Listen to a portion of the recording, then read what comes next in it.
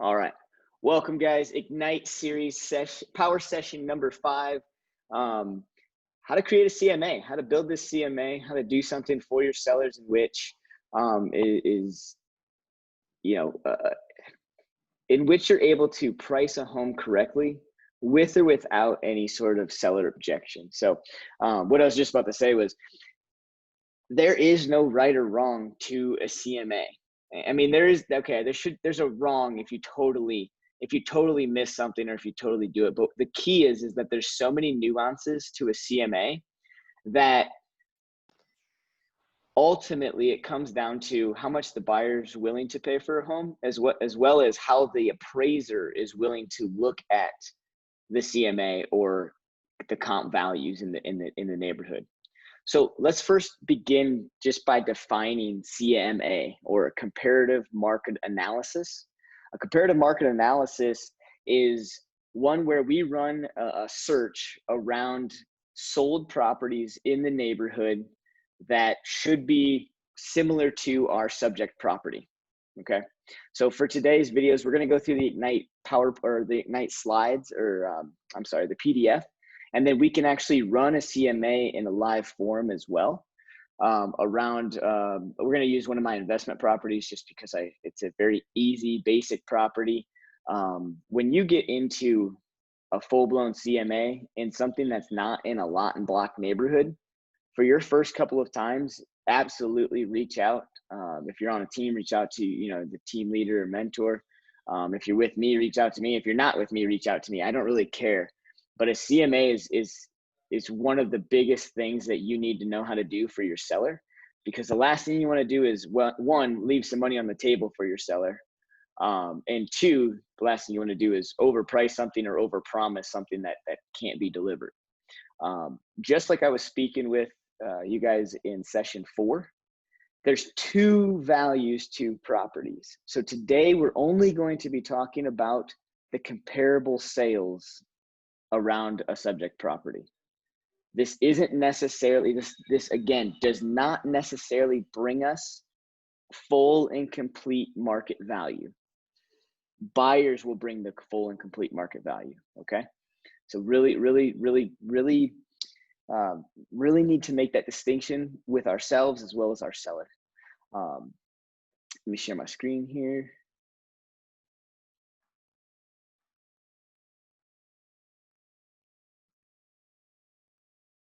All right. So as you guys should be going, and I know you guys are getting ticked of me hearing this, you've got to be lead generating.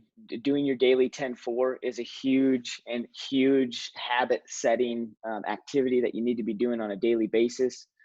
Talking to people, calling people, connecting with people is the name of our industry. So I'm going to skip over these slides, or these, I guess this PDF, I keep forgetting it. Handwritten notes. Anybody doing handwritten notes yet? I know we've been doing this for about 5 weeks now, and if you send out some handwritten notes in weeks 1, 2, or 3, the power of handwritten notes, I'd be surprised if you're not getting any responses. Anybody sending out handwritten notes? Okay. Those are some of the easiest and nonchalant ways to reach out and talk to your database. I do want to pause just for a second on that, because I just sent out my batch of handwritten notes for August. And every time I send out that batch, so what I like to do is I like to, with my new role in this, coaching realm, I've been taking all of my handwritten notes for the month and just kind of stacking them up and knocking them all out in 1 or 2 days at the beginning of the month, so I don't have to worry about it. I've kind of gotten used to this now over the last couple of months, where I know when I send those, it's just a matter of a couple of days before all of a sudden people start coming out of the woodwork. I don't know, I'm talking leads, right?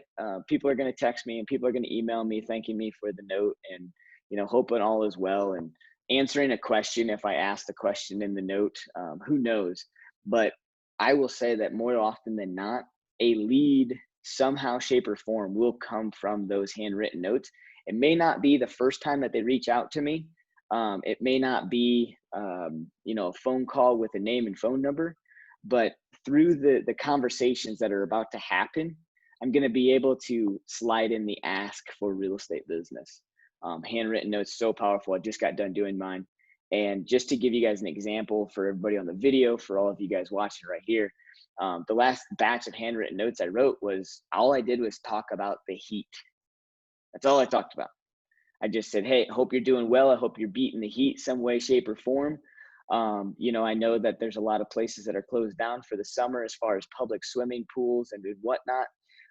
But the Colorado rivers and the Colorado creeks are very inviting.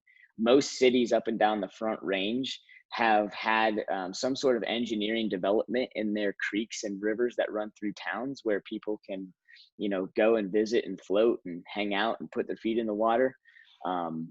Just something along the lines of that. My handwritten notes aren't the exact same for every single person, but it's always that same simple message. So I can just bang through 20 handwritten notes in about, you know, hour and a half, give or take, right? But it's all kind of the same. It's all kind of generic, but I tailor it to kind of that person. And so for mine, it was all about, I hope you've been beating the heat. My family and I, we've been going to all these different towns with all of these different, you know, float areas. I hope you're finding the same peace with some of this heat. You know, before we know it, we'll be complaining about winter. Hope your summer's going well, and reach out if you ever need anything. And then I put my card right into it. And that's all. That's my ask. Reach out if you ever need anything.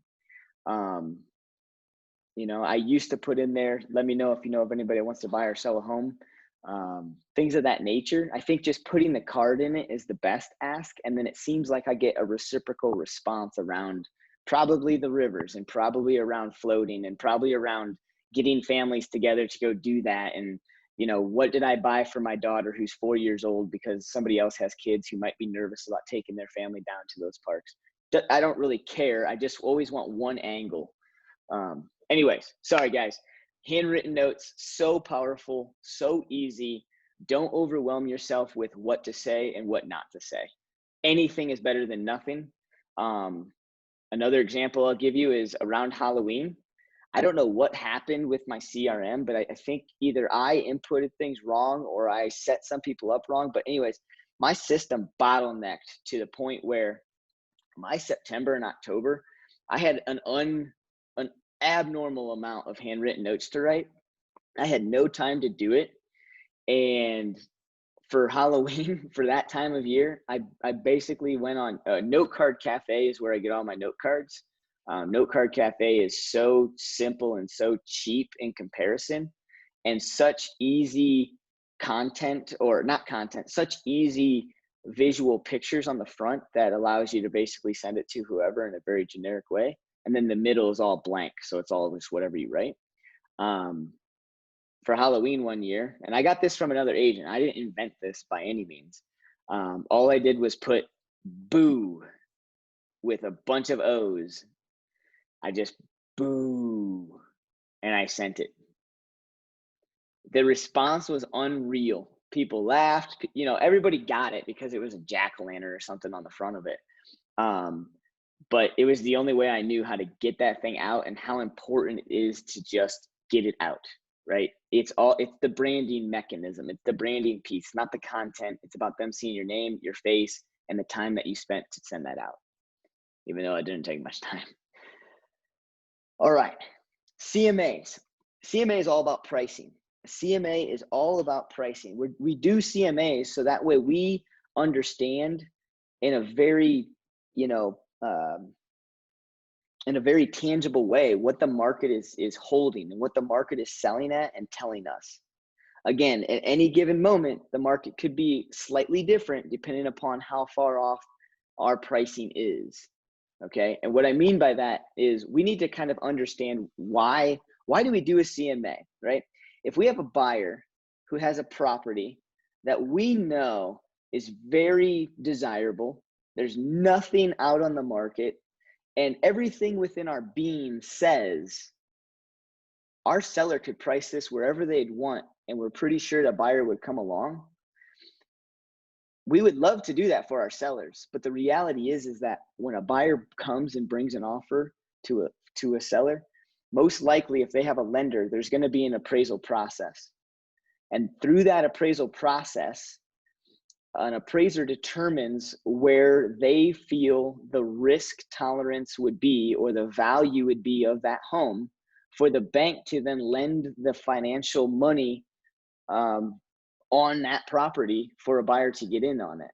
So there's a big reason why no matter what we think a property is worth, no matter what we think something should sell for, depending upon market circumstances, most of the time a buyer will have a lender, which means a lender will have an appraisal done, which means we have to know how to price a home in accordance to what an appraiser is going to look at. So that way, when we do go under contract, it's very near alignment with where an appraiser is going to value the property. So that way the deal can go to close, okay? So a CMA is very much what an appraiser uses. So let's go over some basics around what an appraiser does. An appraiser is going to, in a perfect world, they're going to find at least 3 sold properties within the last 3 months in the same exact subdivision as the subject property. So that's your golden goose. That is like, well, there's even one, you can even go one step further. 3 of the same models that have sold in the subject neighborhood in the past 3 months.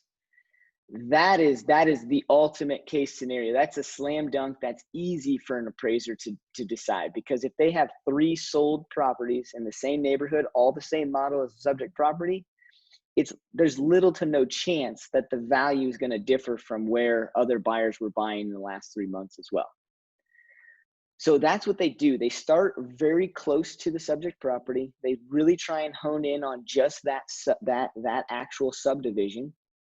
They try and only go back. I mean, they can go back all the way up to a year, but the more relevant or the closer to the timeline is the more relevant information. So they'll start off typically with 3 months and then go back to 6 months. Same thing with the subdivision. They'll start off looking for sold homes in the subdivision. If they can't find exactly what they're looking for in that subdivision, they'll branch out into surrounding subdivisions. And they can go up to a mile radius around the subject property, okay?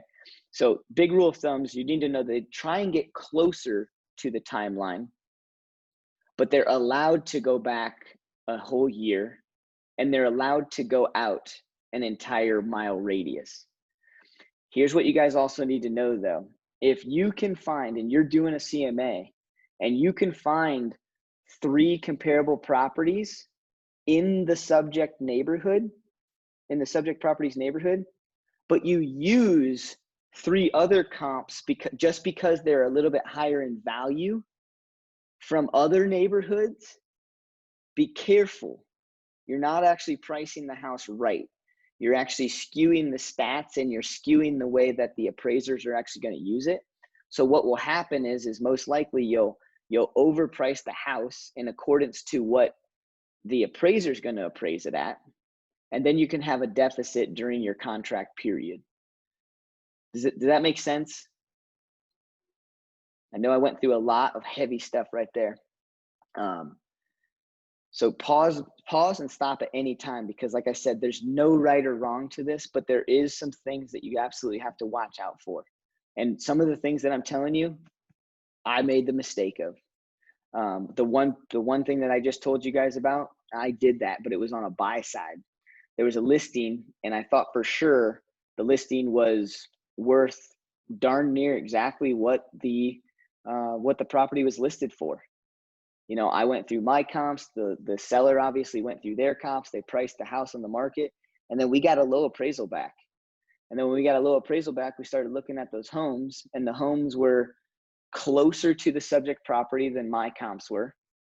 I don't think we had an issue with timeline, but it was basically the proximity of the subject property, and the appraiser was able to find 3 close properties, and I was using 3 properties that were farther apart, and we had an appraisal deficit. And when we tried to argue it, the rebuttal back was, I have to do my job in this manner, and this is where the appraisal value is sticking. We still closed that property, but it was a negotiation period, and I just don't want to go through that again, and I don't want you guys to go through thinking you did everything right to find out that there's just that one little nuance left that you missed, type of thing. So yeah, that's what a CMA is. It's very indicative or very similar to an appraisal. And I keep saying it over and over again, 3, 3, 3, right? They have to have 3 sold properties. If they can only find 1, if they can only find 2, they have to start weighing the properties. And we'll get into that in a little bit. But just for a quick example, weighing the property would mean if the subject property had a 2-car garage and the only actual viable comps that the appraiser can find are with 3-car garages, how much weight is put on that 3rd car bay? I think you're going to hear a lot out there. I hesitate using this for this video, but traditionally speaking, from all the classes that I've ran into and all the appraisers I've talked to, and this isn't sound science, I need to put that precursor out there, a garage bay is worth about $10,000. So if they're finding comps for a 3-car garage and the subject property only has a 2-car garage, they may find a very nice average and then pull it down about 10K and give that value to that subject property. They can do the same thing with, with sheds on the property. You can do the same thing with square foot. Sometimes what you find is you have a neighborhood or a subject property with a full finished basement, and there's 3 of the exact same models that have sold in that neighborhood without finished basements. And then they start weighing out how much is the actual finish worth as far as price per square foot finished and what the market is averaging, and put a weight on that to give it more value in that situation, since they can't find anything else with a finished basement. So again, every property is different. Every sold property is different. And so it's really important that we understand how a CMA works, because we really want to make sure that when we go into a listing appointment, we have a very, what I would call a narrow window of value. And usually I like that range to be about 20 to 30,000. So how price works, or what happens to it, right? We talked about how a CMA is usually indicative of what the market was doing or what the market was selling at. And it could be a little different today, especially if all of your comps come from 6 to 8 months back. 6 to 8 months ago could have been the winter. It could have been the last busy season. And so you got to make sure that you understand that that's only one piece of that pricing point. So how the market works, market dynamics. Markets operate in the law of supply and demand. So again, if we're looking at sold properties that sold during a seasonality high, meaning there were more buyers than there were sellers on the market, which caused prices to drive up, we're getting comps in a hot market where we could be selling a home in a seasonal down low, or around the holidays, or around when kids go back to school. There's certain times of the year that prices will tend to, I wouldn't say fluctuate, but level off.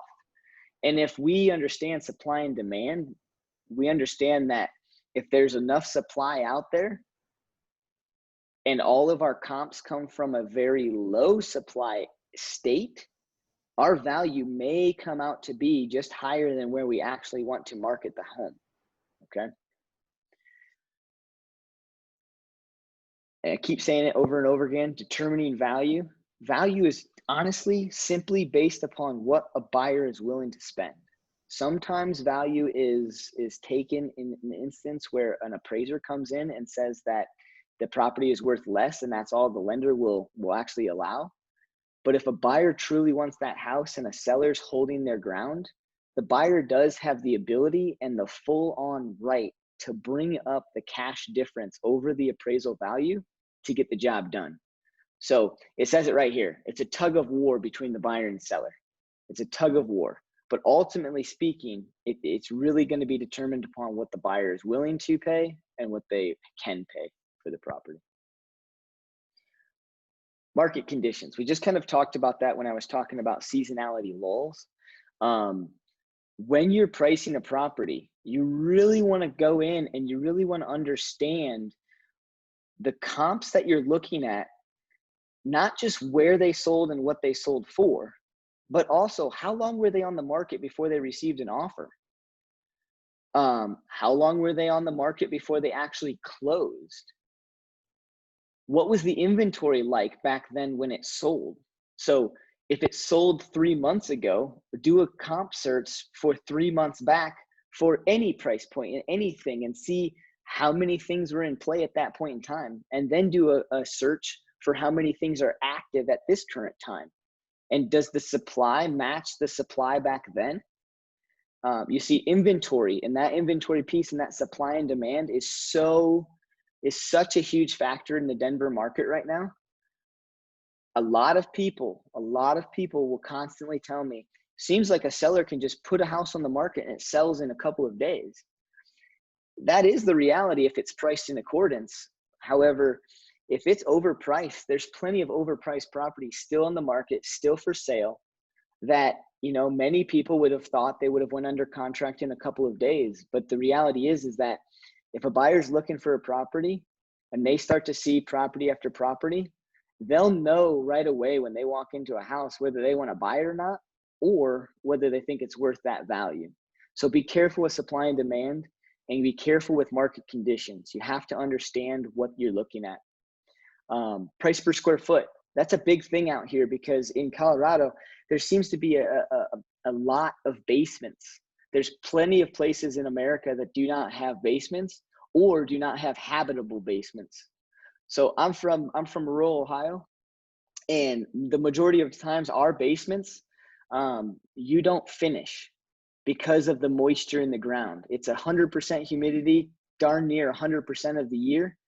And what happens is all those heavy rains in the spring and in the fall, cloudy days, moisture starts to come in through the ground and through the concrete. So traditionally speaking, I don't know of too many people back home that had an actual finished basement unless they lived up on a hill. There's certainly some out there, but for the majority of the time, the square foot of a basement in Ohio was never ever really included, because it's hard to even store stuff in basements unless they're in plastic totes or wrapped up because of the humidity and because of the water levels. Every basement I know had 2 to 3 dehumidifiers, versus Colorado, we have things in our basements called humidifiers. It's still an anomaly to me that you would pump moisture into the air, but you need it out here. So you have to understand price per square foot and definitely where you're going with it, because the price per square foot of finished area is going to be completely different than the price per square foot of unfinished area. And then how do you jive those two together? How do you put weight on a property that has a full finished basement versus a property who doesn't have one, who has a 1,200 square foot unfinished ranch basement? I mean, how much value is that worth? When you're pricing it, it's hard because, again, it comes down to the buyer. But if you can find average price per square foot, you can find that very similar model or that similar layout. And when I say model, I'm not just talking about, the exact room locations and hallways. I'm talking models as far as a 1-story ranch or a 2-story, or something with a walkout basement versus something that doesn't have a walkout basement. That's the type of models that I'm talking about. Okay. Because split levels traditionally don't sell as fast and as quick and as for as much money as a traditional 2-story or a 1-level ranch. Depending upon where you go in America, ranches can sometimes be the cream of the crop. They can be the thing that everyone's looking for, right? If you have a big retiree area, if you go down to Florida, well, happens to be hurricane area too, but older folks like ranch homes.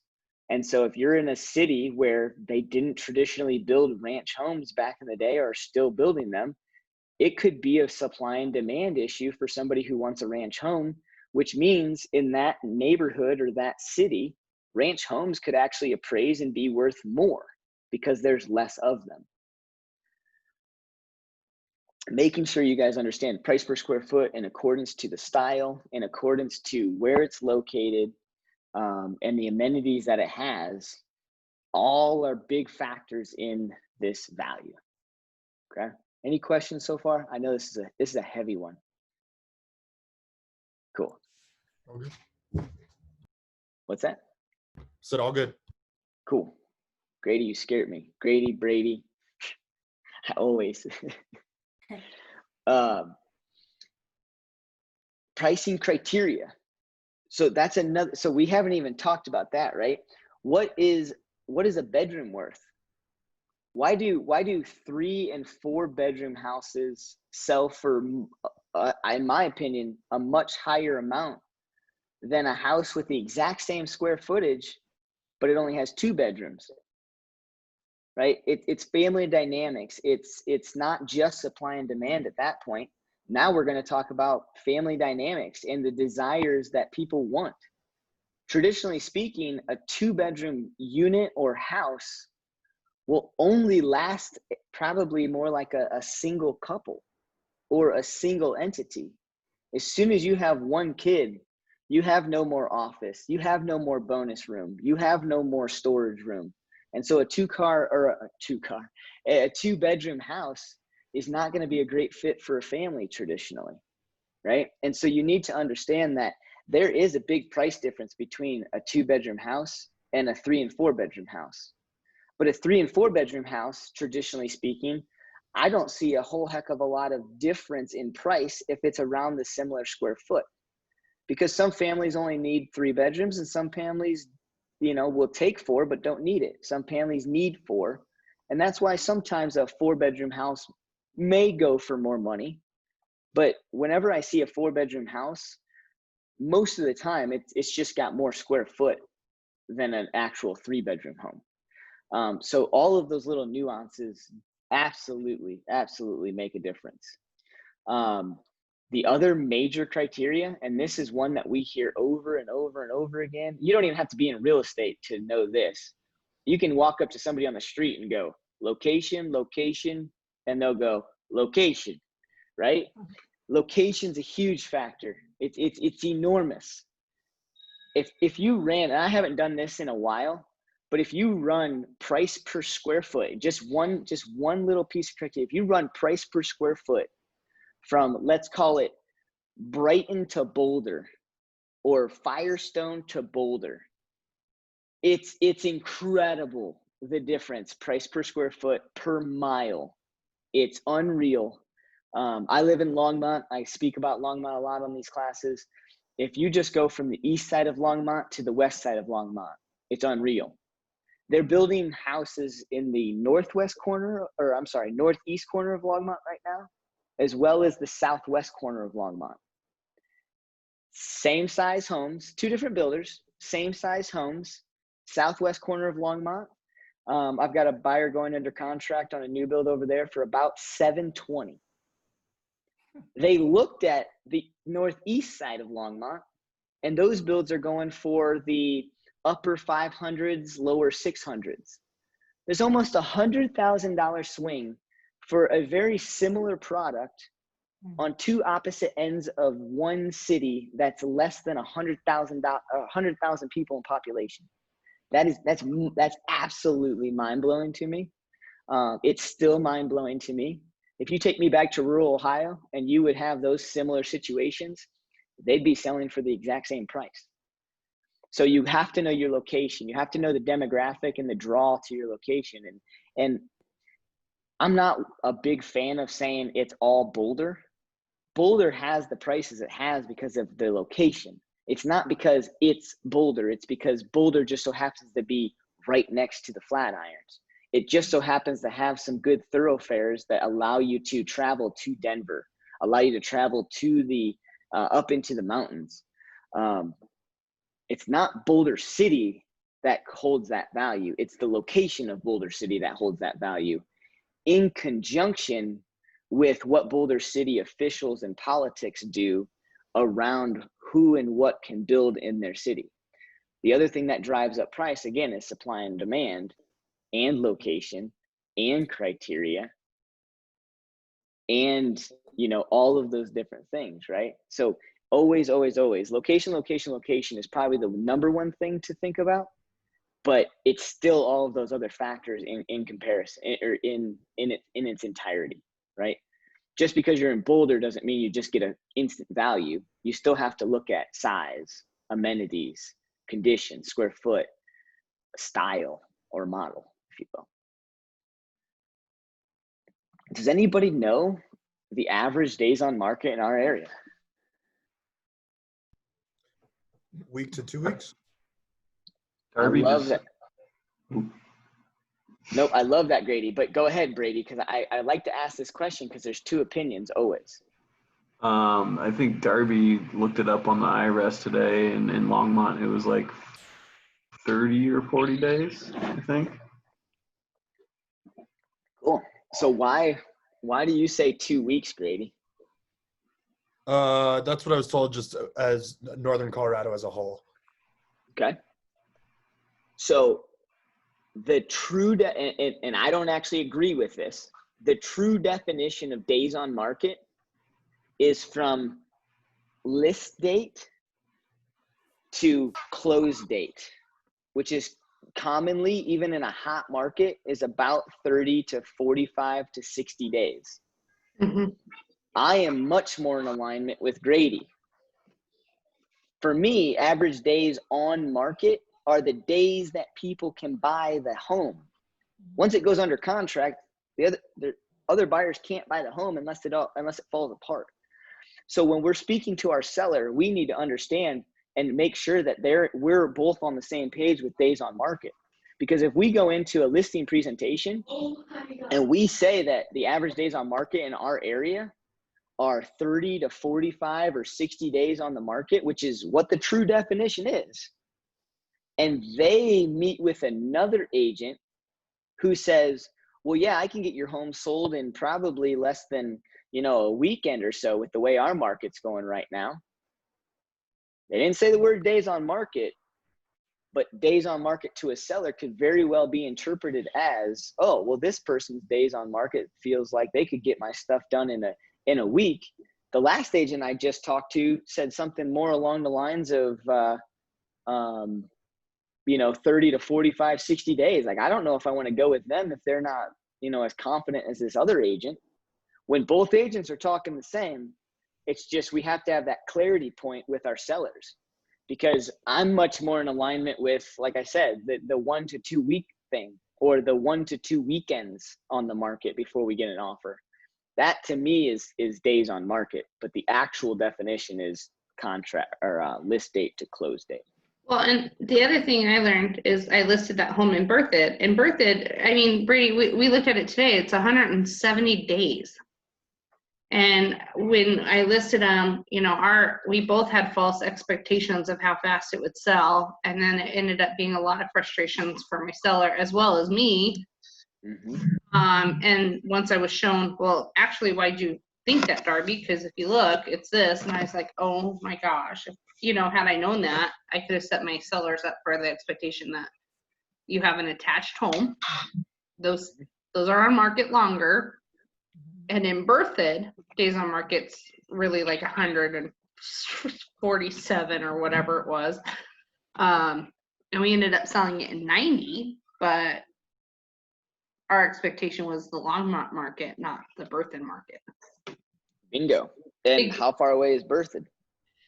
5-10 minutes. I mean, exactly. It's not right. far at all. It's not far at all. Exactly. Mm-hmm. And it's two completely different markets. Yeah. Right. Yeah, Bruce, I was working on a postcard for a farm area this morning, and when I was looking in the MLS, it has that first, I was looking at the sold market, and has the DTO, so days to offer was like 3, and then the days on the market varied from 30 to 45. So just, it's on the MLS if you look at sold properties, that Yep. DTO. Yep. So yes, days to offer is another great stat to use and learn and understand for your seller. That's what I do. Exactly what Carolyn just said is I go through and I ask them how they would interpret days on market, and then I talk about days to offer, and I kind of walk them through how they both kind of in alignment with each other type of thing. So Bruce, would you basically take what the MLS says is average days on market and then subtract 30 to 45 days in your conversation with them as far as the time it takes to close? Yes. Yeah. Yes and no. I think we're, yeah, I think I'm, yeah, I think I actually, yes. What I do is I go in and I say, how do you interpret days on market? We make sure we understand that definition. And then what I do is I go through the comps in my CMA and I'll say, this took about 6 days to offer or go under contract. This took about 3 days. This took about 7 days. So the reality is even the seventh day one, they probably put their house on the market on a Monday or Tuesday and then waited the weekend before making a decision on a contract. So their days to offer might actually be more like 3 days. It's just that they chose to wait out the weekend before they made a decision, which causes the days to offer to look just slightly off for that 7-day period. I don't really know, Mr. and Mrs. Seller, but this is what I would guess. So yeah, then I would just go, if it's going to take us about, 3 to 4 days or a week to go under contract, then we're going to have another 30 to 45 day period. Depending upon what the buyer sends us as far as an offer timeline goes and the closing date is, we can be looking at, having your home, once we hit the market, sold and off to your next place in about 45 to 60 days. Gotcha. Cool. Again, part of statistics and part of things that you have to know is it's hard to you can talk about supply and demand and how it causes urgency in buyers and stuff like that. But it's hard to talk about, the number of, okay, if there's 7 homes on the market, then you're at this supply level, which causes me to believe it's going to do this. In my opinion, all you need to know is kind of what your competition is, how many homes are on the market, how many homes are on the market that fit the same criteria that your home has, and where are they priced at in accordance to the comps that you're finding, in accordance to where your basically your competition is priced. Where would you like to price yourself, Mr. and Mrs. Buyer? So that's another huge factor. I have a listing right now. It's a little townhome in Westminster, and there is quite a few comps in that neighborhood, and there's hardly anything for sale, active for sale. Everything's pending or closed. There's actually a lot of pending properties, and what I've been noticing is that even though there's no competition, there's no inventory in that area, all of us listing agents are really having a hard time stretching the comp envelope, because all of us are getting low appraisals. I got a low appraisal on mine, and I was only $5,000 off. I was surprised they didn't just give it to me with the way the market's going. But nobody else in that area is getting any attraction as well, with 1, the buyer's willingness to bring up the cash difference, and 2, the appraisers are really, really pushing down, not pushing down, but really standing to their guns on the comparables in that neighborhood, even though there's no supply. So in my opinion, and I've seen this happen before, I talk to a lot of appraisers because I like to pick their brain. And the number one thing that I realized is stop picking their brain.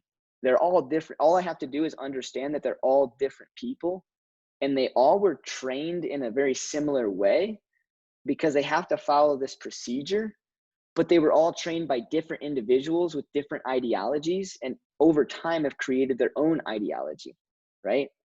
You're going to have some people or some appraisers that they're more friendly with the market trends. They're allowed to use what's called, as long as it's an arm's length transaction.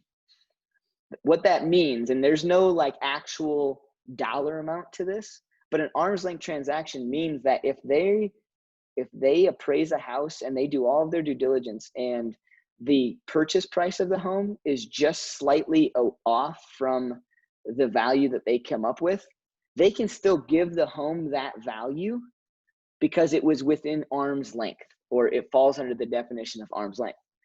Some appraisers will say, no, this is the value I got.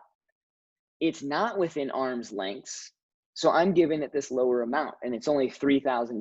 And you're like, $3,000, really? You guys couldn't just appraise it like where it could be? And then you have some where you go under contract. I'm a big fan of writing contracts for like $679,000, $400,000. And then it's amazing to me when I get an appraisal value for $679,000, $400,000, right? It's like, I know then that somebody basically did their appraisal and said, it's within arm's length, give them the price. So there's these nuances that they're even able to make judgment calls. And an appraisal is only one person's opinion. Only one person's opinion.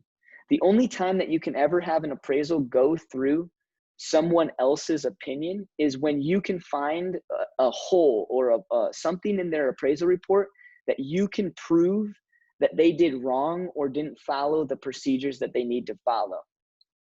And sometimes it's not wrong, right? Sometimes what it is an appraisal. You can have an appraisal packet come through and all the subject homes are far away from the actual subject house. And if you can find closer comps to the actual house that support your value in a better way, you can invoke what's called Tidewater, send those comps to the lender. The lender then has to send them to the appraisal management company.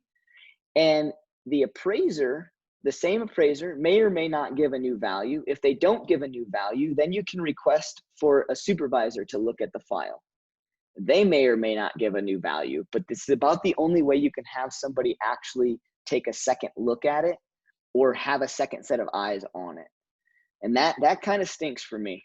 I really just don't know if I agree with that. I'm 6 years in, and there's been a lot of cases where I disagree with that more than I agree with that. So does that Tidewater also apply to the length of time? So if they pulled comps that were from a year ago, but there were ones that sold 3 months ago, or is it only the proximity?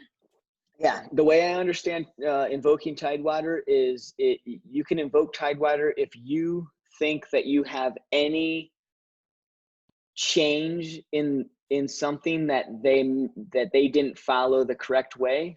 So yes, your example is exactly any nuances, right? If you find that, I mean, and most nuances are really rare, but if you find a CMA, an appraisal packet that has comps for all 2-bedroom homes, and then they put a weight on bedrooms to make it a value of a 3-bedroom home, and you can go run comps and you can find 3 comps with 3 bedrooms in the same neighborhood, same time frame as the comps that they used, then in my opinion, there's no reason why they should have put weight on bedrooms when you can go find the bedroom. So then yes, I would invoke Tidewater. Any nuance like that. I literally just did my first Tidewater thing for my buyers. So the lender typically initiates that, correct? No. Oh, so. And I'm sorry, Darby. I didn't, when you called and told me that, I was very surprised by that. Because, yeah, they sent it to me. I had no idea. Yeah, so a lot of times, so Tidewater, guys, what happens is in a contract, when there's an appraisal deficit, you as the buyer's agent and or you as the seller's agent has the right to basically resubmit comps. And that right is called invoking Tidewater. Okay. And the lenders that I work with, like, they'll ask me if I want to invoke Tidewater. Sometimes I do, sometimes I don't. And what I mean by sometimes I don't is sometimes in this market, I have a buyer who really, really, really wants a house. And then I have a buyer who I tell the house, it's not worth it. I can't find comps to support it. We're going to run into issues on appraisal and then the appraisal runs into the same issue that I talked about, I don't invoke Tidewater because it's a waste of my time, because I already know it's not going to appraise for higher. The appraiser did exactly what I did and felt the same way. And now it's our time to take it back to the seller and say, look, this is exactly why we gave you a low offer. This is exactly why your home didn't sell within the first 2 weeks. We knew it wasn't worth this, but in order for us to get the ball rolling, for you guys to start working with us, we felt we had to give you the full price. So we're invoking, I don't see any reason to invoke Tidewater. Mr. and Mrs. Listing Agent, you have the right. Submit your comps to the lender. We're happy to look at them. Buyer's happy to pay that price. It's not going to appraise there. So that's yeah. Sometimes that's why, the lender should ask you if you want to invoke Tidewater. And I only invoke it if I have comps to support or argue. Okay. Okay. Mm-hmm. Perfect. So know your statistics, know everything, the ins and outs. Do comps for the neighborhood a year back, 3 months back, 6 months back. Watch the trends. See what the average days on markets are. See what the inventory level looks like at that time. Make sure that you understand, like, just for yourself, that when you see days on market at 63 days, that's a pretty hot market. Most of the time, a house is going to go under contract within the first 2 weeks in that market. If it's a 35-day market, watch out. You're probably in the $300,000 price point in an area that averages $500,000, because those things are flying off the shelf within the first 24 hours and selling less than 30 days. All of those different things really will cause and help you to decide where and what comps you want to use for the CMA. My rule of thumb, I think we'll get to it here, but I'll just say it here. My rule of thumb for CMAs are you have to at least have 3 comparable sold properties within kind of those parameters. I like to try and find at least 3 to 5. And then the other thing that I like to find is about 2 to 3, maybe 4 pending properties. If you can find pending properties that support that value as well, meaning you're thinking about listing the house in this range, the properties that are pending were listed in this range, and their days to offer were all in alignment with the days on market, then you know that your CMA is very spot on with where you guys should price the home. So those are the 2 major things that I use in my CMA. When I keep talking about what's the inventory on the market, I rarely ever add the actual inventory from the market on the CMA, meaning I rarely ever add the active properties on my CMA, because most CMA systems, even if you put active properties in there, the system doesn't know to take those prices out. And so it spits out an average price that may or may not be that accurate. Okay, so be careful with it. You just need to know the inventory, and you need to know what your competition is. That's all I'm trying to say there. I don't really put that on my CMA. This is a great chart. This is a great chart to steal. This is a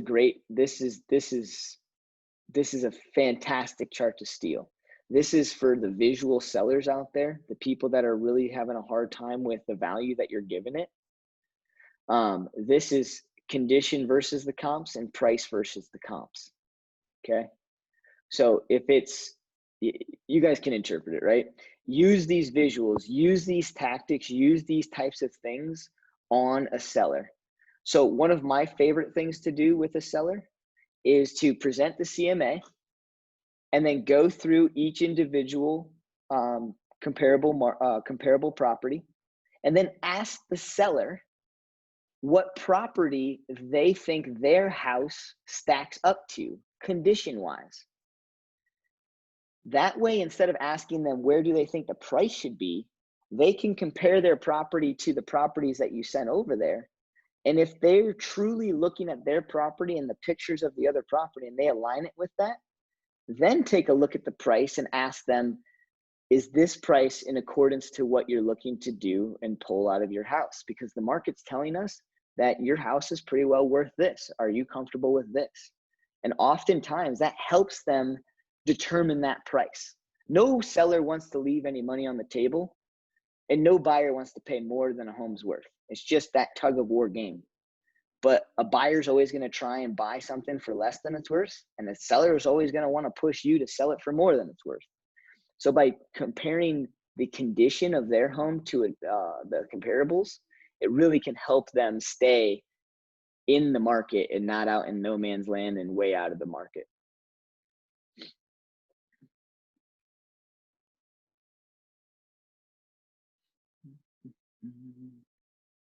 Window of opportunity. This is a big one too. This is a huge one. For sellers that want to overprice the house, what they need to understand, and what my final question back to them is now that you're looking to overprice this house, or I don't really say that, right? But now that you're looking to price your house at this level, I have to ask you, Mr. or Mrs. Seller, are you willing to price this house in a manner in which causes it to move and you get this thing sold? Or are you willing to price this house in a manner in which you understand that it could sit? It may not, but it could sit for several weeks. I just want to make sure that we're all on the same page, that if you price your home above the comparable market value, the data says that it will sit and that you may not receive an offer within the first couple of weeks. I just want to make sure that you're okay with that, because come the first week or come after the first weekend, if you're getting a little nervous and a little excited about, what activity we haven't had and what showings we haven't seen or offers that we haven't had come through, I just want to make sure that you understand that your offer would most likely come within the the second week or the third week or whatever your statistics tell you. The window of opportunity is key. And what that means is if you price the home right, your best offers are typically either your first offer or the first offers within the first 4 or 5 days is usually what I tell people. Which is why I like to list my homes. I like to list them on a Wednesday or Thursday, because then the best offers that are going to come through typically come over on the weekend. And that's how I'll know if the price is in accordance to where it should be. The other thing about understanding kind of activity and the window opportunity is the rule of thumb is if you go through your first weekend, you're always going to have a spike in showings. Always. See this spike right here? When a new house hits the market doesn't yet know whether it's overpriced or not. So as long as it fits people's parameters and criteria, they're most likely, if they like the pictures, going to go set up a showing to view that home. It's at the home that they determine whether the value's there or not. It's at the home whether they determine if that's what they want to spend on the home or not. More often than not, the reason why I think this big jump in activity happens within the first couple of days is because pictures don't tell you what you can't see, and you also can't smell pictures. Okay? So what I mean by all of that is when you're marketing something, you're going to take pictures and you're going to highlight the beauties of the home, right? So if I look and I see that most of the photos of the home are all from the interior and there's very few shots from the exterior, I can assume that when I get to that property, the exterior is going to need some work. If I go into and I see a property listed and I see pictures where most of the time the pictures are at more of chest level and up, they're showing me vaulted ceilings and windows and couches and countertops and cabinets, but they're not showing me the floor so much. Most likely that place is going to probably need some carpet, or the flooring's beat up or something along that nature, right? If it says there's a finished basement, but there's no pictures of the finished basement, what are you going to be walking into down there? Is there so much stuff that you can't see it? Anyways, all of those different things is what causes activity levels to go straight up. And then the house may be priced in accordance to the market values or the market comps, but the market comps may look like something that has to Market comps may be indicative of something that actually had a new roof or a new furnace or water heater. Things that you don't really tell from a photo also could be the major factors of why something's not, being sold. So it could be priced in a direct accordance to the comparable market, but if the buyer sees too many things that would cause it not to be worth that for them, it's not going to sell and it's going to sit. And again, those nuances you're not able to see from photos, from marketing material, because the marketing material and all of that's not supposed to beat up the house. It's supposed to highlight the house. And so this little window right here is what tells you whether or not you price the house right in accordance to what you have to offer. And I really want to stress that home. Pricing a home right is not always pricing a home within the comparative market analysis realm. Okay. And what I mean by that too is there's an agent in our office right now. I'm just going to pick on her a little bit. I'm not going to mention her name. She's selling a house, and her house is so unique for her neighborhood that it's not even funny. Her house is so unique for the neighborhood, it's not even funny. And the value that she's put on the home to sell is very much in alignment with what the home probably should be worth. The hardest part about her home is that she has a walkout basement, and in that entire subdivision, in a lot of that area of Longmont, there's hardly any walkout basements. Well, that walkout basement should push her price point up a bit. But if people are used to looking in that neighborhood, seeing homes in that neighborhood, and don't really care whether it's a walkout basement or not, it may or may not be an attribute of value for her. The other thing that she has done is her house, that house is all redone. There's a lot of things that have been redone with that house. And because all of that stuff has been redone, she should be able to pull more value. But the problem is that most of the comps in that neighborhood don't have every upgrade that she has. So I'm perfectly fine with where she priced the home, but it is over the comparative market analysis that I could pull for that neighborhood. And because of that, it may take her a little while to sell the home. But if she holds her guns and she stays true to it, I think she's going to get some good activity. Will she have to come down in price a little bit? Maybe, maybe not. But most likely, if it's sitting on the market for a couple of weeks, the first offer that comes in is going to be a little lower. And then they'll have to make a decision whether or not they take a little bit lower. But the reality is that even if she took a little lower, she's still probably going to sell that house at the very top of, she's going to be the highest sold comp in that neighborhood. I'm very confident around that. But again, it's one of those examples where she knows the value's there. I know the value's there when I look at it, but the market may not see that value. And that's that scary point. Okay. Same thing on the other flip side of things. If you have a property that is in bad condition, if you have a property that needs all updates, needs all new flooring, needs a new roof, has 1985 popcorn ceilings with freaking glitter in the ceiling, needs all new mechanicals, it's going to be a very hard sell to be able to sell that in accordance to the average price per square foot finished in that neighborhood. And so if you look at your comparative market analysis, you may want to list that property a touch under the comp range. Okay. Make sure, I'm going to beat this like a dead horse. Your comparative market analysis is not the end all be all until you factor in all of those factors. Brady is the only one that I can see. Can anybody hear me? He froze on me a little bit. Yeah, I can hear you. You're fine. Oh, now you're okay. Perfect. Now you're moving. Good. Just want to making sure. Price reflects market momentum. We talked about that. Ooh, I like this one. Don't chase the market. Price ahead of the market.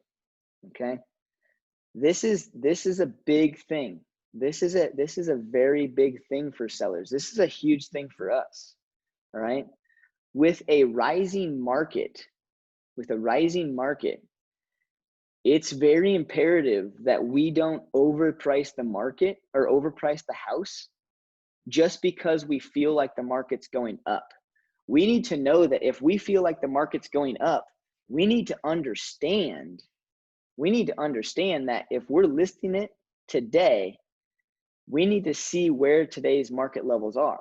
And so what this means is don't chase the market, meaning don't just know that the market's trending up and say, well, if my comp range is from 370 to 400 and I know the market's trending up, I'm going to list it at 420.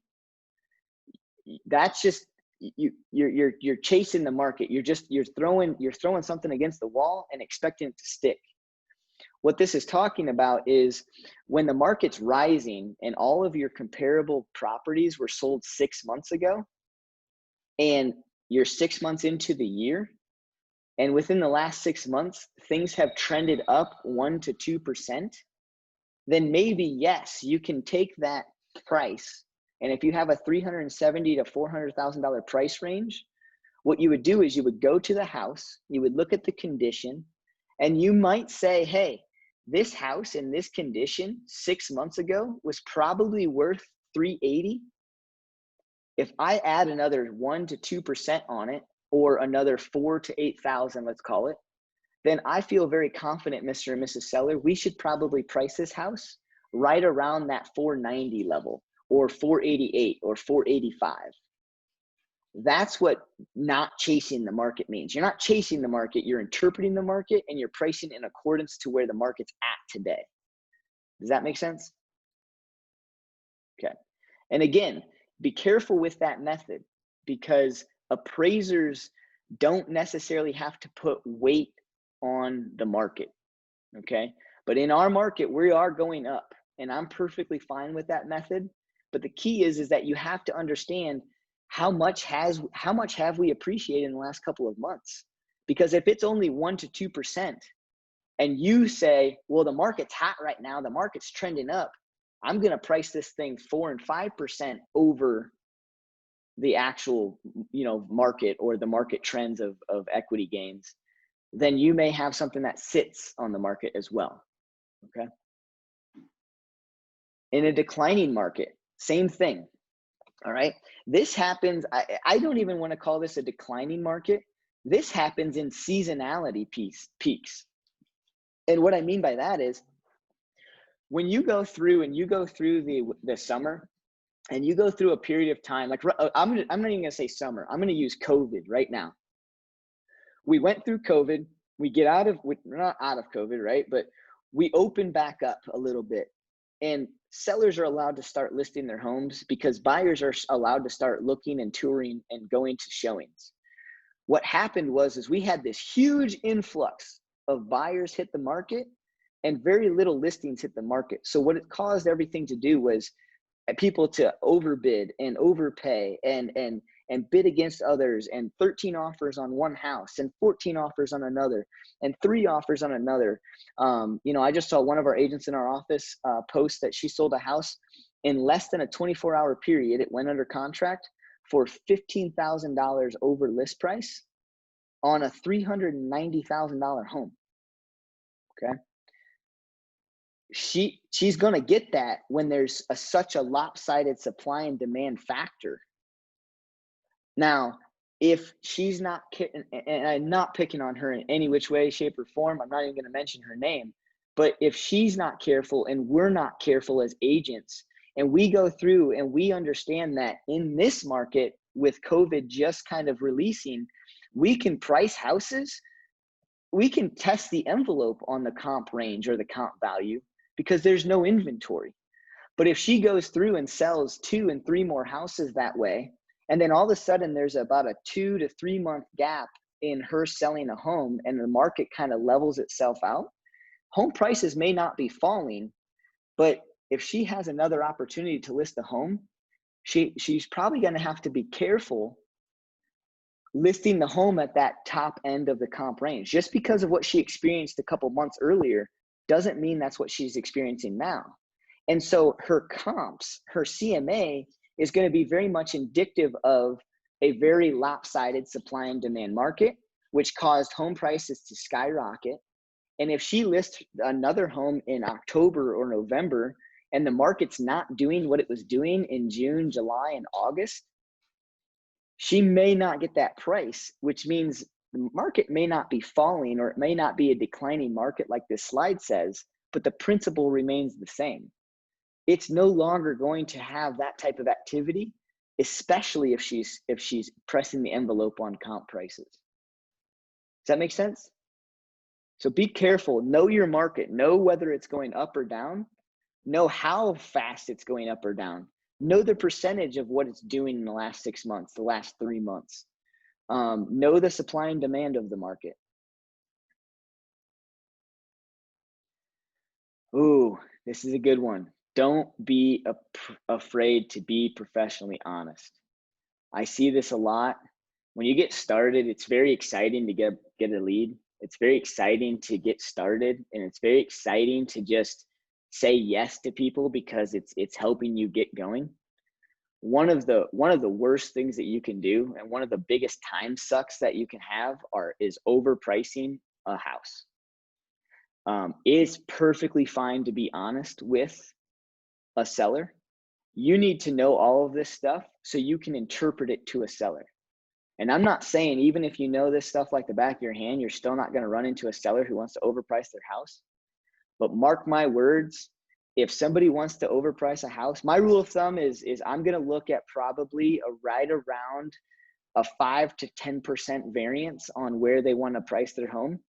If they're over 10%, forget it. I know it's going to be an absolute difficult nightmare, because if I know all of this stuff and I interpret it the way I know how to do it and the way it works with other people, and my seller is still bullheaded and still wants to try the market here, they're going to have to either, one, sign a listing agreement with me with a clause inside of it that says after a 2-week period, broker and seller agree that the list price shall be X at that point. Meaning I'm already going to be talking them into a price reduction after 2 weeks within my actual listing agreement. Because what happens is if you have a seller who, one, won't sign a contract with that clause in it, two, doesn't understand supply and demand, doesn't understand everything that you went through, guess what else they're not going to understand? They're not going to understand why they keep getting low offers. Your phone's going to be ringing, it's going to be showing, and you're just going to spend a lot of time telling people, yes, I know it's overpriced. Yes, this is what my seller wants. You're going to be spending so much time, dealing with issues and problems. Oh, hey, Bruce, the furnace just went out. I'm going to have to replace the furnace, so now I need to bump the price up another $5K. Or, Bruce, why aren't we getting any showings?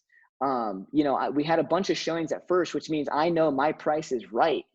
But now I feel like your marketing dollar is going downhill because we had a bunch of showings. So I know my price is right, but because we're not continuing showings, I know your marketing is not doing what it's supposed to be doing, what you promised me at the listing. You see how many things can happen if you take an overpriced listing? You see how much time it takes away from your lead generation power and the time that you could be spending with your family, time you could be spending finding another lead. And then here's the worst part about it all. Here's the worst part about it all. When somebody finally comes to the realization that they're wrong, how hard is it for them to tell you that they're wrong? How hard is it for you to tell somebody else that you're wrong? Especially when it comes to a big decision, especially when it's probably a stranger, right? If I'm listing a house for my family or my friend or somebody like that, chances are they're going to take my professional honesty and they're going to run with it because they know I get the job done. But if it's a stranger, how hard is it for you to admit to a stranger that you were wrong? Chances are you just ignore them, you turn around and say it in your mind and never actually come, because we have egos. We don't want to tell people we're wrong. Same with a seller. And so what can happen and what will happen, mark my words, if you take an overpriced listing and you go through all these hurdles and headaches, what's going to happen is the second person that has the opportunity to list that home, meaning they're going to terminate with you or they're going to let it expire, the next person that they list that home with, you just created a cakewalk for them. You just created a place that says, you know what, Bruce was right. I just don't want to use him anymore because we had so much animosity back and forth that I want to work with you and I want to list my house at this. And now it's a much more reasonable price. That listing agent gets it sold, and the seller looks at you and doesn't even think about you anymore. You just lost all your commission, you lost all your time, you lost probably money in marketing efforts. I can't say it enough. Be careful overpricing a house. And what I mean by that is, in my realm, it's that percentage. Overpricing a $100,000 house by $5,000 doesn't seem like much, but it's 5%, meaning you better have appraisals or you better have comparative market analysis that supports that 5%. But 5% on a $500,000 house, it's a much different story, right? So, but it's still 5%, right? And it's still going to be the same kind of comparable market analysis. So I use percentages when I kind of cut people. And for me, I have to go through and I have to look at all factors. Right now, I'll be completely honest with you. I don't really mind if a seller wants to press the envelope on the comp range, because going back up to this guy here, we are trending up. If they want to test the envelope, as long as they're not over the comp range, I'm probably going to be fine with it. Now, if I have that exact same seller come this November, I'm probably not going to be fine with it. We're probably going to have to add some special clauses into the contract in order for me to want to work with them, to say, hey, after 2 weeks, if we don't have a suitable offer, seller's willing to do a price reduction with me. Put it right in the listing agreement. That's that professional honesty, right? It's the same thing doctors have to do. You don't go into a doctor's office, doctor finds out you have cancer, and then blow smoke up your ass blow smoke up your bum for a month, and then tells you have cancer, right? You have to be professionally honest. All right. Any questions around that? Because that is one thing that I think as new agents, we do have a difficult time with, because we get excited and anything is better than nothing in our minds. It's not actually the case. So please, if you're looking to take an overpriced listing, or you're really having a hard time working with the seller, reach out to your mentor, your coach, whoever. Use the scripts. Make sure they understand it. Put some special clauses in the contract, because a seller that's not willing to put a seller that's just saying, well, Bruce, I'd like to test the market, but I'm not willing to reduce price after 2 weeks. You know who you're dealing with at that point. They're telling you everything you need to know.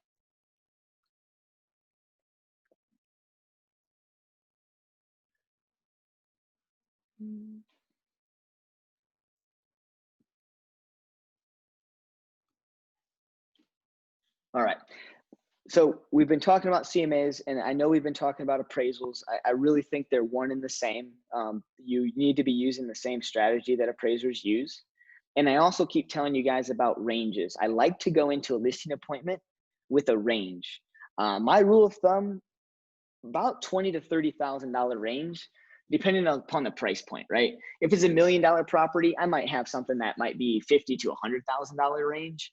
But if I'm looking at, $400,000, $500,000, $600,000, I like to try and get within about 20 to 30,000. And that, I like that range. Be careful, guys. The last thing I want you guys doing out there is determining the price for the seller and really pushing your agenda on them. You need to go in with a CMA and words and a description that causes them to come up with a price. If they come up with a price that is not going to sell, you have to use some scripts to bring them back down to reality. But going into that with a range is absolute key. And the reason being is when you go into that with a range and you use the right words that cause them to decide the price, if it doesn't sell, who determined the price? Right? It's them. You really want to make sure that when you present this, they're in control. You're in control because you got to choose the comps and you got to choose kind of where you want the range to be, but they get to choose where they actually price it, right? You want to make sure that you give them the power, and you want to make sure that everything you have is just simply a recommendation. They can take your recommendation and they don't have to, and vice versa. You can take the listing and you don't have to, right? So make sure that you're talking about recommendations, making sure that when somebody says, you know what, Brady, I appreciate you giving me this range. I'm still a little lost. If this were your house, where would you price it?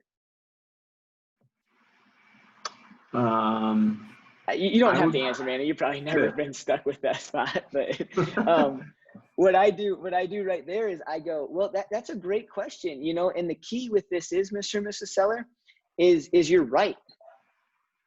I don't live here. It's really going to be hard for me to tell you exactly where the market is going to pick your home.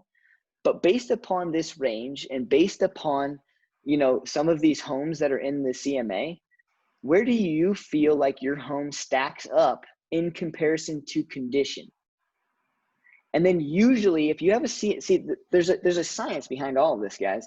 If you have a CMA that has a $20,000 to $30,000 range, that doesn't give them a lot of choice. Too much range is too much range, right? Too many choices causes inactivity in a human, right? If we have so many choices, we sometimes go into analysis paralysis and we can't make the decision. So there's a science behind having a small range, yet an effective range. The other thing that you want to do is you want to make sure that you don't have an overwhelming amount of comparables. Because if you can say, hey, Mr. and Mrs. Buyer, where do you think your home stacks up in comparison to these comparable properties? And you have 9 sold properties in your market analysis, and their property stacks up to 5 of them, and all 5 of them have different price points. They're going to look back at you and say, I don't know, Brady, where would you price that house? Right? But if you have 1 or 2 homes that compare to their home because you only used maybe 3 to 5 comps, then you can say, hey, well, yeah, your home does stack up to these. So this home sold at 380, this one sold at 395. Here's what I think we should do before we figure out price, Brady. Let's go through and let's figure out why we think these sold for $15,000 difference. Oh, well, this house had this, this, and this. Or this house didn't have this. Well, my house has this. So maybe I'm more in alignment with the 395. And you just kind of look at them and say, yeah, I mean, honestly, I think that would be a great starting point. Do you feel confident that your home is worth 395? Well, yeah, I do. I really do. Great. Do you think your home might be worth 400,000? Well, you know, based upon this house, I don't know, maybe. Okay, great. Do you think we should price your home between maybe 395 and 400,000? Well, yeah, I think that would work. Okay. Does 397.5 work for you guys? Or would you guys like to do 395 or 400? So I can, even when somebody's really pressing me to make that, I can still get them to make the decision, right? And everything that I'm giving them is a question, right? Well, if you think your house has those amenities at 395, do you think that's a good price we should start at? Yeah, let's list there. Perfect. You chose. I didn't. Or, yeah, I think a right around there would be good. Okay, yeah. Do you think, you know, when you say right around there, do you think we should go up to 400? Or do you think we should go down to 390? Well, you know, and then they keep going, right? You just keep asking them questions and they will align it. Never, ever. My rule of thumb, okay? My rule of thumb is don't price it for them. Do everything in your power to ask questions around getting them to the answer. So Brady, you're full of it now. You're prepared. You're ready.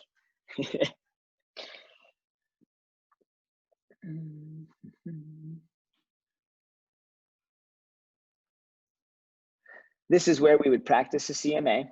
So for the last 5 minutes, I think we got everything good here. Just double check. Yep. Okay. Preparing for your next class, putting it all together. I want to go through. So I have an investment property over in an area that's really, really, really easy for me to comp. It's very easy for me to comp out. Okay.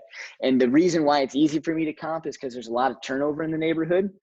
It's a very good mixed neighborhood of investment properties, first-time home buyers, long-time homeowners, you name it. It's a nice little area that we can comp out pretty easily.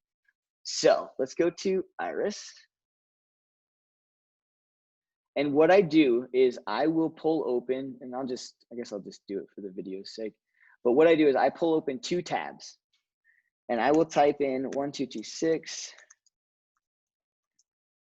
Because most of the time you don't know, like this is my house, so like I know what it is and where it's at, but I like to try and pull it open, and I like to go through and I like to see what does just the info online say. I just like to do it. I don't love to use like the Zillow and the Redfin estimates, but I like to see what is populating in this home. What is populating as far as, you know, the information that's out there, right? 4-bed, 3-bath, 3,200 square feet, right? And then I would go to the next place. So here's some photos. This is from when I was renting it. And sometimes you can find photos out there, which also helps you, right? So if you've never been to the house, you also can see sometimes what the home looks like, right? Caleb's gonna appreciate this one. Caleb, if you're still on, I had my whole floor is go blue when I lived at this place. Now I'm sad to see it go. People are renting it right now. They're enjoying my pool table, and it's a bittersweet photo for me to bring up, actually. So you can kind of go through and get some things that you may or may not know. It's just a rule of thumb that I have is definitely go through the internet and see what you can find. But better yet, let's just run through this quickly here.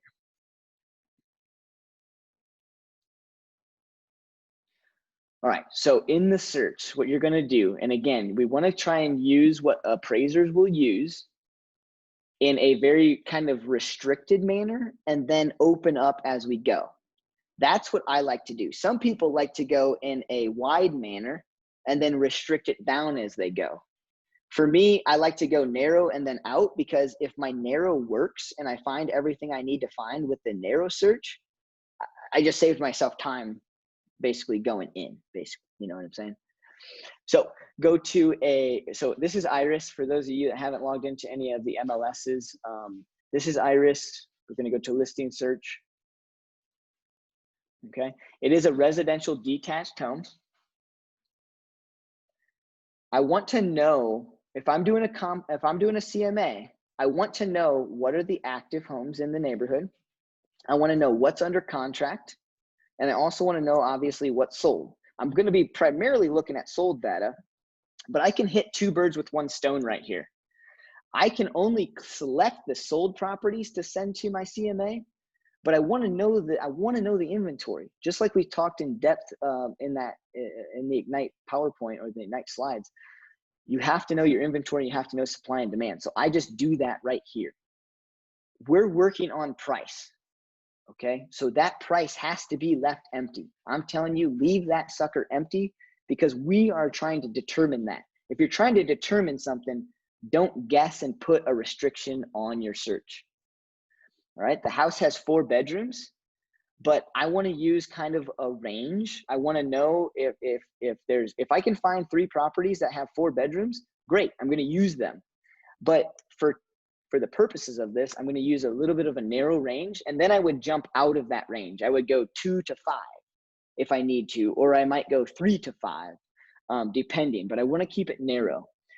The other thing that it has is it has 3 baths. It's got 2.5. So I'm going to start real narrow with that, just because it doesn't have 3 full. So a 2-bedroom house, 2-bathroom house could have 1 full bath and 1 half bath. And that's going to really I think that would change a little bit. So I'll just go narrow and do that. The other thing you guys saw on Zillow was the house has about 3,200 square feet. Zillow, I'm not going to look it up in public records right now, but this is where I would go into public records and understand what is finished and what is not. So that house has an unfinished basement, and that 3,200 square feet was including that. It actually has about 2,200 finished with the basement.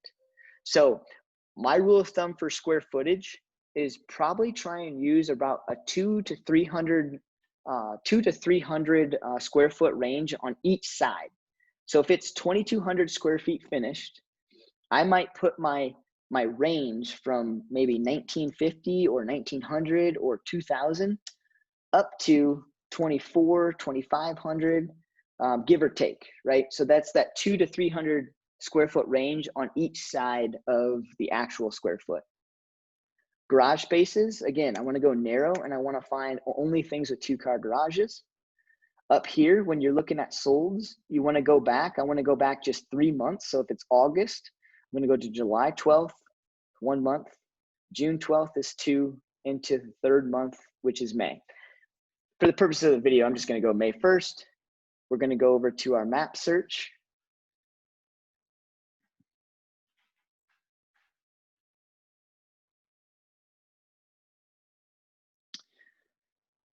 All right, and then obviously you'll look up the subdivision, you'll find the map. Real important too, when you do this search, how in the world from this map do you know where the subdivision is, right? I know the house is right here, but is just this circle the subdivision? Is this the subdivision? Or is this whole thing the subdivision, right? It's really hard to understand and tell because an appraiser can go, what? They can go a mile out. If I go a mile out for this, it encompasses way too many neighborhoods at this point, right? Who knows? I may need to expand out this far if I can't find sold properties, but a mile out really expands to a large area, a much larger area than I'm going to need for this. So what I encourage you to do is I encourage you to go to Google and research and Google the subdivision. See if you can't find a map for that subdivision. So the subdivision here is called Wolf Creek. And again, it's easy for me. It goes over to Trout Creek Circle and then straight down. And then this is the actual subdivision of the neighborhood. So I'm going to go over here and I'm going to hit count. And there were 0 homes found. 0 homes. So I did something wrong. Something's going on. Something's not right with my criteria. I might be too restricted. I have no idea at this point. But like I said, I like to go narrow. And if that said 7 properties, I might be done. But since it said 0, we got to figure out what I did wrong. So I just go back through. I make it simple. Don't stress yourself out when you're doing this. Go back through and keep it simple. I'm looking for residential detached homes. Good. I'm looking for my active properties, or I'm looking for my competition, right? I'm also looking for all of that. I went back 3 months. So step 1, I can adjust this. So I'm going to kind of keep a mental note of that, especially when you're new to this. Keep a mental note as you go back through your parameters. Figure out what you know that you can use. Right? I can change that.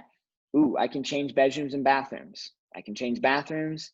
Square footage, I don't know if I really want to change that just yet because that's a decent range, right? Anything that would be more like, 2,700 square foot finished, it's going to be a lot different. That's going to be 500 square foot more than what I have. So I can change it, but I'm going to hold off for now. 2-car garage, same thing. I might end up putting it up to 3-car. I already know too much about this house. There's no 3 cars in the neighborhood, so it's not going to do anything. But I might try that real quick, right? The next thing I'd probably end up doing is these bathrooms. I probably did a little bit too much restricting on the bathrooms. Still 0, right? Bedrooms, same thing. What's going on with this? Right? Do I really want to drop down to 2 bedrooms and go up to 5? Count. Same thing. Nothing's changing here. So there's got to be something. There's got to be something that I'm doing wrong. There's got to be something that I'm missing. And so you just got to keep going through and keep hitting this count button. Okay? So with that being said, then I would go through and I would push my timeline back. Maybe go back to February instead of March. Count. 3 properties were found. Okay. Now I'm going to go to search.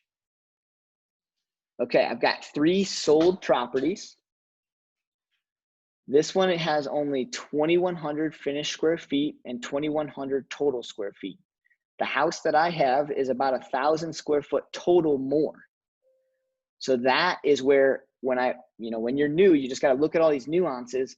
And that's where I would go, wait a second, maybe my square foot's off. Maybe that's why I'm not getting it. So maybe my square foot range for finished isn't off, but maybe I need to look at unfinished square foot.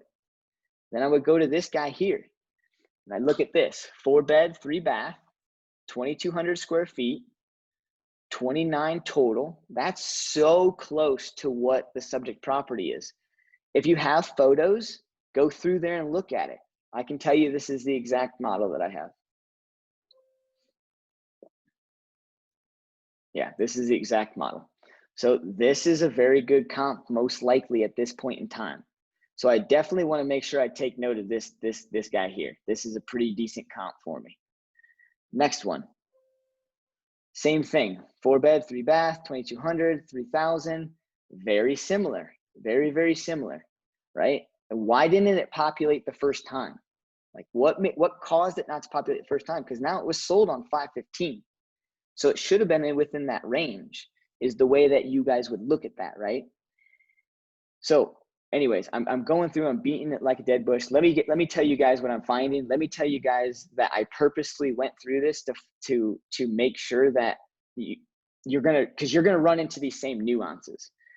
In Iris, this says it was sold on 515. So if it was sold, what day was it listed? It was on the market for 58 days. So I have to go back 2 months from then. This only populated because I opened it all the way up to February. When you go back to this guy here, what this is saying is listing date. It's not saying sold date. So as you go through and use these different systems, be careful, because when I was going up here and I went to March 12th, it's actually not 3 months back. If the average days on market are about 60 days, then that means I need to go back another 2 months because I'm not actually finding enough sold data. So that was one of the key factors that people use, is when I tell them 3 months, they only go back to the listing date of 3 months. You really, in this system, you need to go back about 5 months. In RE Colorado, you can go back 3 months because it talks about sold data, or the last things that have sold in the last 3 months. So be careful the systems that you're using. Right now, when I'm doing CMAs, I instantly just go, in this system, I go kind of to January. And then the other thing that's going to restrict me is the square foot. So now I'm probably going to go with total square foot and keep my eye on the finished attributes or the finished square feet. So if there's 3,000 finished square feet in that home, I might go down to maybe 2,700, and then I might go all the way up to 3,500 just to see what's out there. Count. There's my 7. Go through.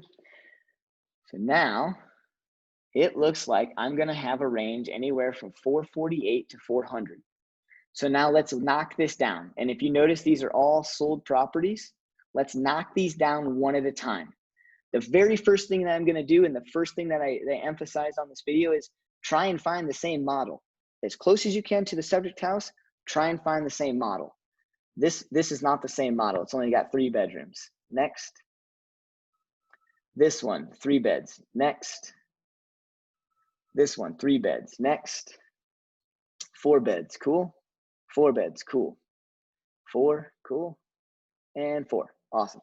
So now I'm going to go over here and I'm going to hit refresh. And now I've got 4.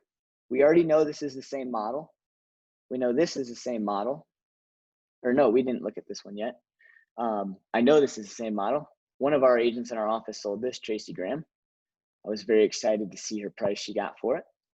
2,200 square feet finished is the next place that I would look. So I like that one. I don't know if we looked at this one, but 22, same model, the Potomac. Next one. And 2,600 finished, 29 total. So this one may have a slightly finished basement. Yes.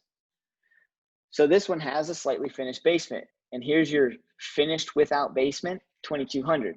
So this is the exact same model. So now I've got 4 comps, and I've got a range from 425 to 450.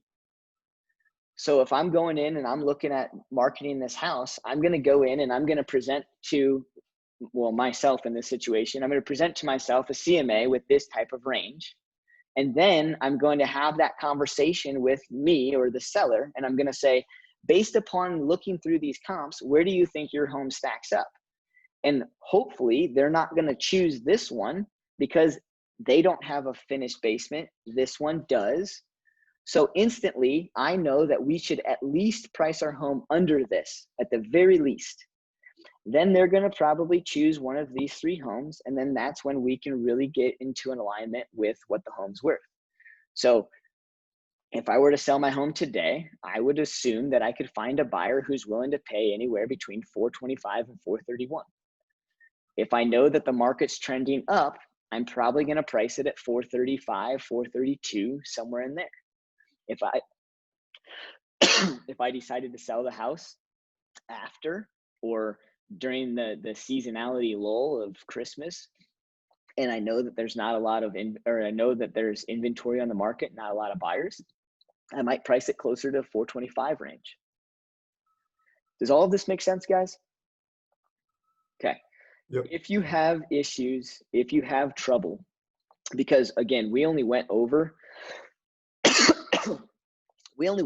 a very easy lot and block property. There's so many other nuances to acreage properties, and how far out can you go? Like, what if you have a property with 100 acres on it and it covers a whole square mile?